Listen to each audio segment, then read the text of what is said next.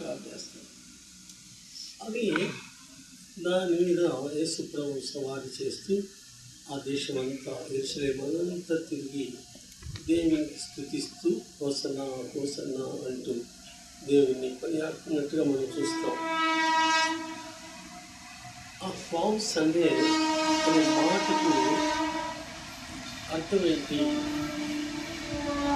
Palm అంటే కొమ్మలు కదా, కొమ్మలు. ఆ కొమ్మలు విరిచి యేసు ప్రభుకి తన పాదాల కింద, అంటే గాడిద పాదాల కింద దాన్ని వేసేవాడు. అయితే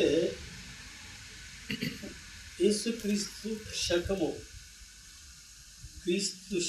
తర్వాత 300 చిల్లర సంవత్సరంలో ఈ వాళ్ళు ఏం చేశారంటే యేసు ప్రభు ఆ యొక్క పండుగ చేయటం మొదలుపెట్టారు. ఏ పండుగ? ఈ మట్టలాది వారం పండుగ చేయటం వాళ్ళు మొదలుపెట్టారు. వాళ్ళు ఇలాగా వాక్యానుసారంగా మరి మనం 9వ అధ్యాయము 9వ వచనంలో కూడా ప్రవక్త అయినటువంటి జకరియా ప్రవచించిన ప్రవచన ప్రకారంగా అక్కడ ఏముందో చూద్దాం ఒకసారి.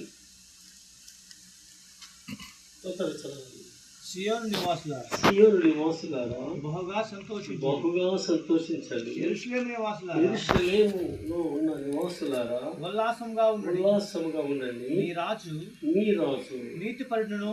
ఈ రాజు ఎవరంట? నీతిపరుడును, రక్షణ గలవాడు. ఎవరికి ఉందండి ఈ టైటిల్? బైబిల్లో ఉన్నటువంటి సోకాల్ లీడర్స్ ఎవరికి టైటిల్ లేదు. మీ రాజు నీతిపరుడును, రక్షణ గలవాడును, దీనుడు.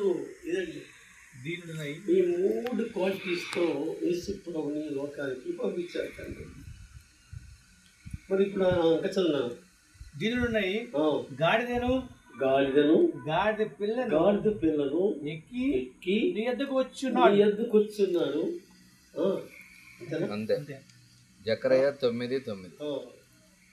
గాడిద పిల్లను ఎక్కి. అయితే ఈ గాడిద పిల్లకి ఏం చేయాలంట? మరి ఇక్కడికి వెళ్తే మత్తయి సువార్తలు ఇందాక చదువుకున్న రీతిలో అది కూడా చూద్దాం ఒకసారి.